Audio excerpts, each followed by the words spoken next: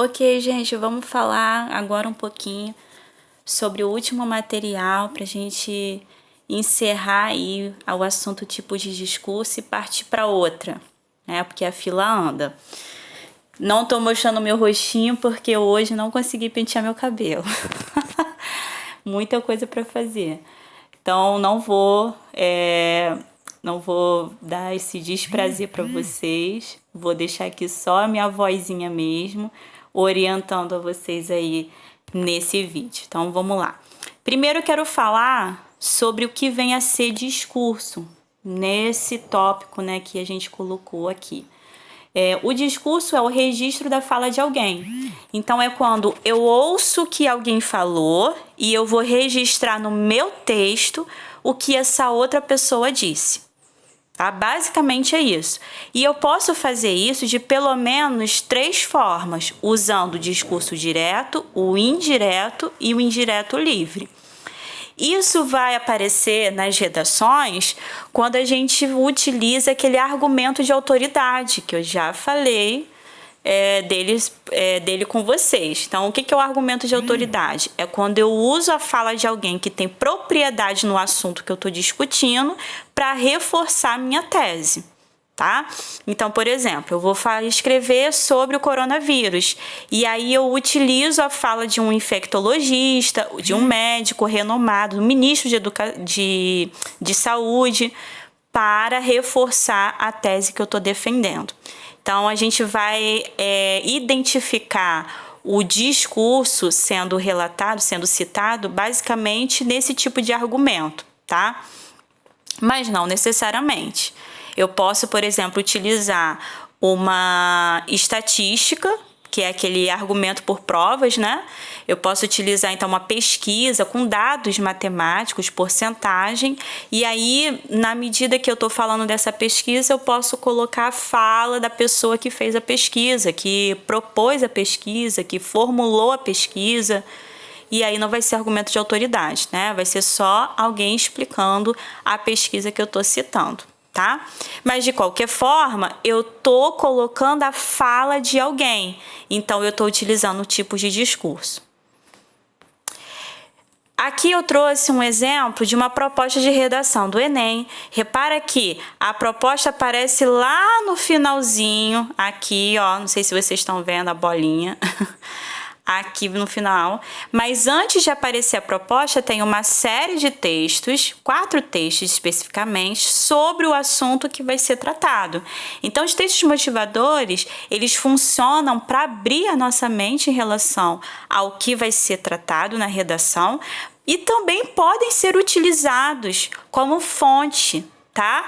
Então, eu posso escrever a minha dissertação e lá no meio da dissertação eu posso citar, copiar, né, um trecho desse texto aqui, é claro que fazendo isso de uma forma bem amarrada e com muita cautela, tá, gente? Não dá para fazer um parágrafo todo de discurso citado, não dá para fazer isso. Ou seja, não dá para fazer você extrair um parágrafo de um desses textos aqui e colar lá na sua redação e achar que isso vai ser legal. Não é esse o propósito. A gente tem que fazer com muita moderação, tá bom? Seguindo, vamos falar então sobre os discursos propriamente ditos. Então, o primeiro deles é o direto. No discurso direto, eu reproduzo fielmente o que a outra pessoa falou. Eu coloco no meu texto as mesmas palavras, a mesma forma, o mesmo conteúdo que a pessoa falou, tá? E utilizando as mesmas palavras. Então, é por isso que eu digo que é a reprodução fiel. Então, ó, o autor passa a citar fielmente a fala do personagem. Então, eu faço uma transcrição literal. Eu estou dizendo para quem está me lendo que aquele texto não foi escrito, aquela parte do meu texto não foi escrita por mim, mas foi escrita por aquela pessoa que eu estou citando, que utilizou exatamente as palavras que eu estou colocando lá. E isso acaba dando ao texto algumas propriedades, como, por exemplo, Autenticidade, porque eu digo, ó, esse texto aqui, esse discurso é autêntico, a pessoa falou dessa forma, é verdadeiro, é real, é credível, por isso dá também credibilidade a quem está escrevendo, tá? Porque eu estou indicando que eu não manipulei, no sentido de eu não modifiquei o texto que a outra pessoa fez, ou escreveu, falou, tá?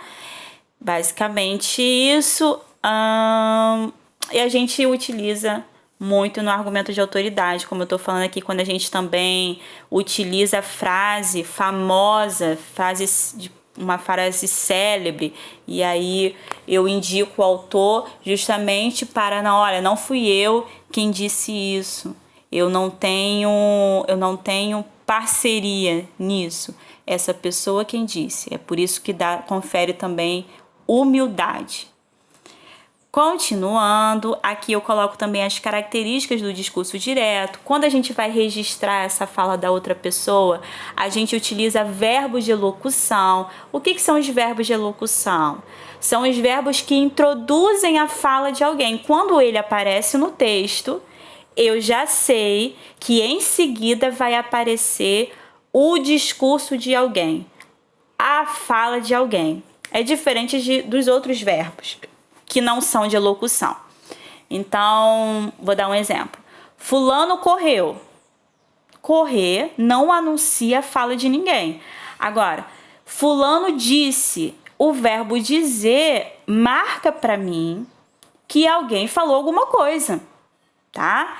E que houve uma conversa, que houve a exposição oral de alguém. É esse o verbo de elocução. A gente também vai identificar sinais de pontuação, como, por exemplo, os dois pontos, o travessão, as aspas. As aspas são as mais comuns, principalmente se tratando de redação, de argumentação. Os dois pontos e o travessão são mais utilizados em textos narrativos, que são aqueles textos de que a gente conta uma historinha. E aí, fulano disse, dois pontos. Aí na outra frase, na outra linha, o travessão anuncia, né, que a fala é de outra pessoa, e aí vem o que a outra pessoa diz. Mas na dissertação, geralmente a gente usa esse tipo de discurso utilizando as aspas. E eu coloco aqui também que não necessariamente a gente vai ter esse discurso numa linha. Então, não vou separar a fala de alguém por parágrafo na dissertação, mas ele vai ficar lá entremeado no texto. Lá no finalzinho eu vou dar exemplos em redações, para vocês identificarem como isso funciona. Aqui eu coloco exemplos do discurso direto, então repara como, olha, as aspas aparecem diante dos dois pontos. Os formados repetiam, dois pontos, prometo cumprir, até o final, dois pontos. Isso indica o quê para quem está me lendo? Eu não falei isso, eu que estou escrevendo. Quem falou exatamente assim foram os formados daquela noite. Já no discurso indireto, eu não vou ter a reprodução fiel, exata do que a outra pessoa disse, mas eu vou trazer essa fala para o meu texto utilizando as minhas próprias palavras.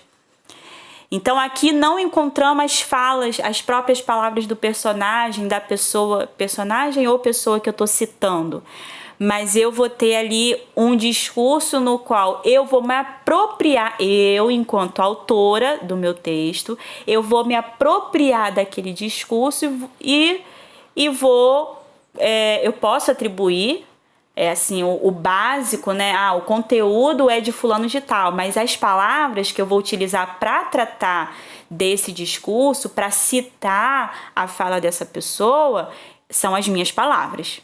A minha forma de dizer isso, tá? Então, por isso eu estou reforçando que não é um registro fiel, não é igualzinho ao que a pessoa falou. Então, o discurso é escrito em terceira pessoa, você nunca vai ter o eu, o mim aparecendo nesse tipo de discurso.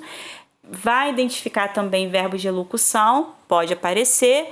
E em vez de ter um travessão, você vai ter muito a ocorrência da conjunção que. Vamos ver aqui no exemplo para ficar melhor.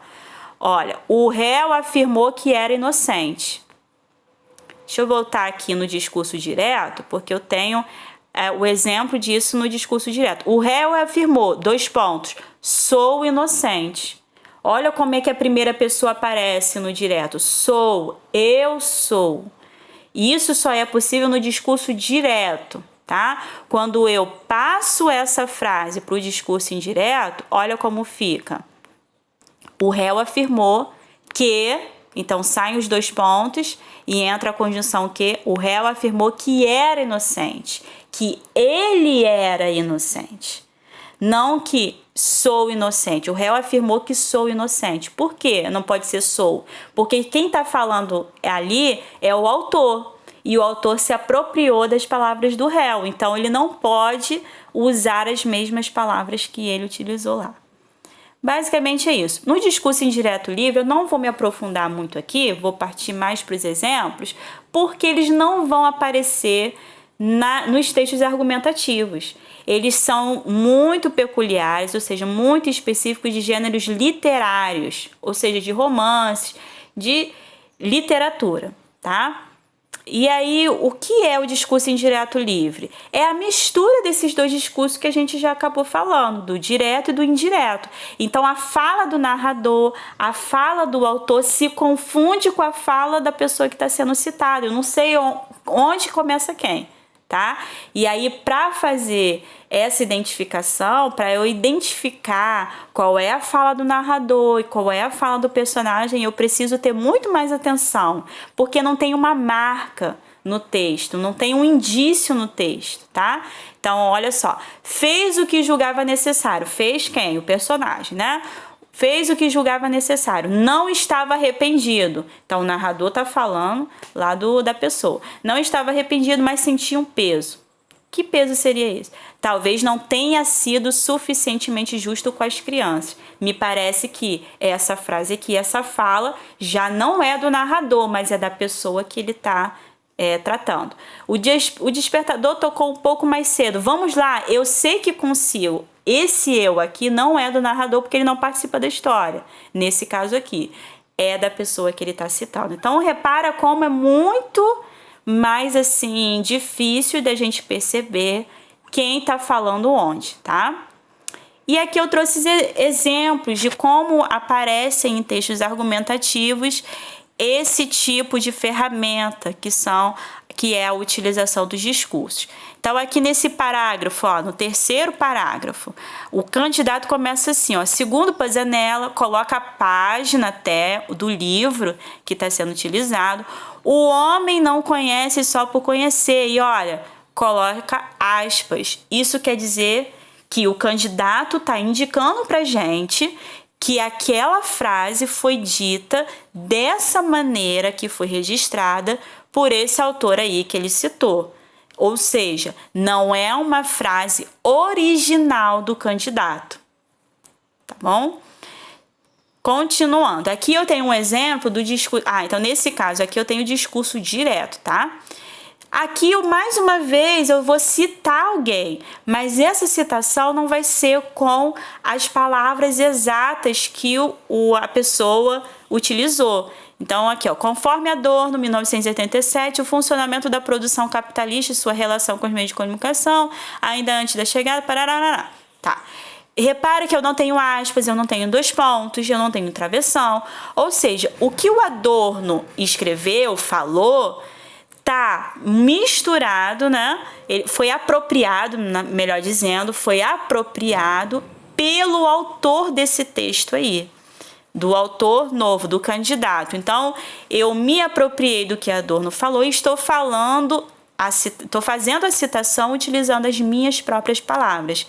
Então, nesse caso, a gente está diante de um discurso indireto. Aqui eu tenho um exemplo também numa redação de como o discurso direto não precisa ser a fala completa da pessoa. De acordo com o sociólogo Émile Durkheim, a sociedade pode ser comparada a um corpo biológico por ser, assim como esse, composto por partes que interagem entre si. Repare que só corpo biológico está entre aspas. Isso quer dizer que essa expressão foi criada, foi cunhada por esse sociólogo. Então, por isso eu coloco as aspas ali. Já o restante do texto foi a forma como eu coloquei o texto do sociólogo, ou seja, usando as minhas próprias palavras. Então, nessa citação toda aí, a única coisa que é uma reprodução fiel do que o Emílio Durkheim falou é corpo biológico. Ok, gente? Então, a gente pode ver aí, por esses exemplos, como a gente pode utilizar esses tipos de discurso na nossa redação. Um abraço, até o próximo vídeo, até a próxima explicação. Se você teve dúvida, fala, escreve, manda comentário, manda zap, dá um sinal de vida, tá? E não fica com isso guardado aí. Vai para os exercícios, eu coloquei um formulário para ser preenchido lá na plataforma, já coloquei o link na plataforma na semana passada. Você ainda tem tempo aí para fazer esses exercícios, ok? Um abraço.